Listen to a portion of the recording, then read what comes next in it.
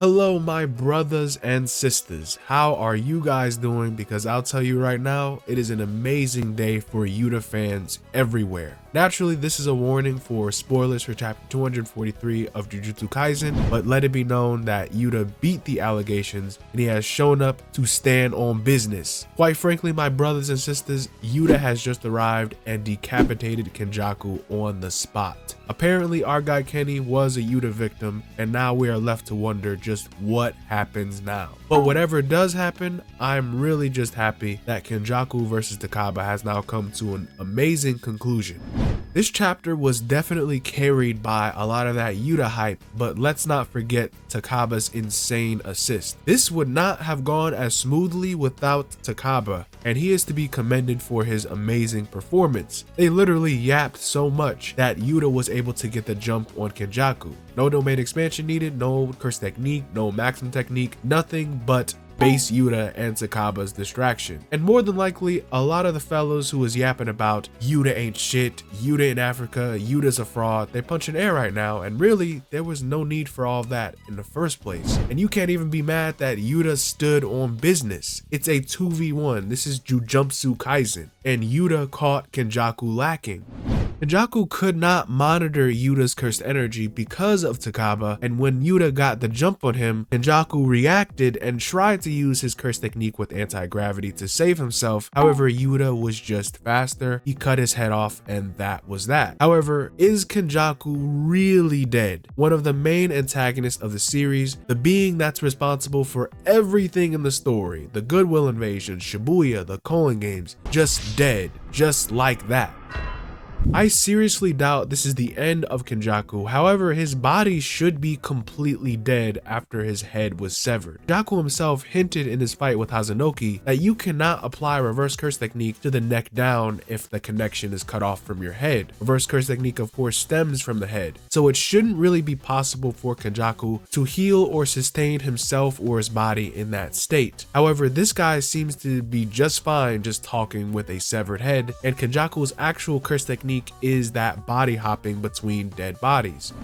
Yet Kenjaku also says some very foreboding words on the brink of death, saying that he's disappointed because he came so close, however his will/desire will be inherited. Very interesting words, and I half expected Kenjaku's brain to just pop out and skedaddle somewhere, but we will see soon. And this inherited will is very important because it feels like Kenjaku is kind of admitting that he is dead, and you wouldn't talk about who inherits your will if you were about to live, so at the very least Geto's body could be put to rest here, and Kenjaku would have to find a new host. When Kenjaku mentions his will, this could of course mean Yuji as well. Yuji is Kenjaku's child and he expects a lot out of him. And there is a ton of stuff that we need to know about Yuji and why he is the way that he is. Another popular theory is that Kenjaku will take over Gojo's body. And of course that could be very bad for everyone considering how powerful Gojo is and if Kenjaku was actually able to do that. And the only reason he couldn't take Gojo's body before was because he was unable to kill him. And now that Gojo has died and that requirement has been fulfilled and we don't even know where the body is. I'd really hate for Gojo to come back that way, but Kenjaku definitely has something up his sleeve just for a situation like this one. Kenjaku also has his deal with Sukuna back in chapter 241. Remember, Kenjaku mentioned Sukuna had to keep his end of the bargain and they had some type of plan before Sukuna fought Gojo. However, albeit the conditions of Kenjaku's quote-unquote death, if Geto's body has perished, then there's no more merger, since the Culling Games would only end if Geto Suguru and Megumi Fushiguro are still alive after the fact. So either the conditions that Kenjaku created have become void, or Kenjaku has to make another kind of binding vow or rule. If you think about it, Kenjaku's inherited will really is to satisfy his own curiosity and create something that he's never seen before. Something greater than a human, greater than a sorcerer, and greater than a curse. To ascend humanity to the next level. And he chose to merge humankind and Tengen, which can create a merger-like creature with the souls of over 100 million people all around Japan. And even then, Kenjaku doesn't quite know what'll happen next. So whatever this will is, because it's probably going to involve the merger and create some type of way for the merger to happen, which brings us to Tengen.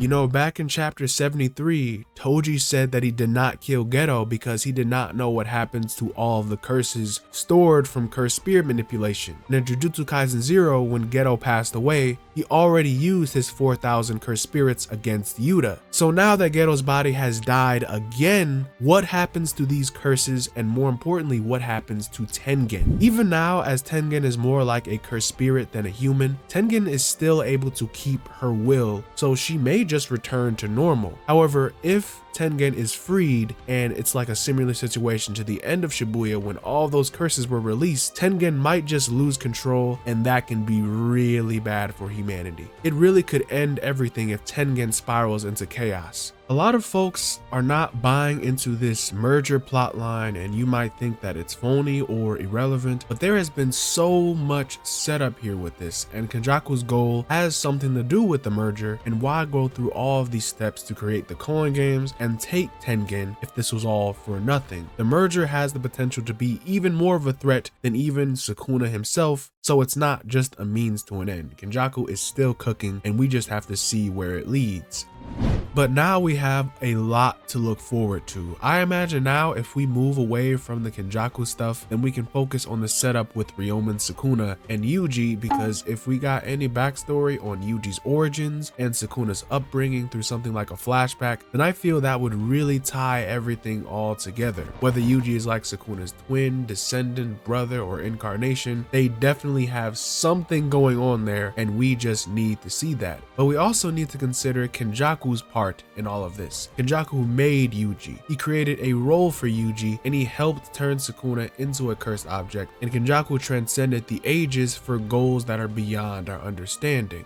I imagine for next chapter it might be some kind of flashback when Kenjaku and Sukuna were together discussing their plans or what roles that they have to play in the endgame, and we can jump straight into what Kenjaku meant when he talked about his inherited desire living on, because I think Kenjaku is definitely not done yet. Yuta should have double tapped, because somehow, some way, Kenjaku will find a way to come back. However, this was for sure a W for Yuta, and as of now, he achieved what he set out to do since chapter 174. He was the one to kill Kenjaku.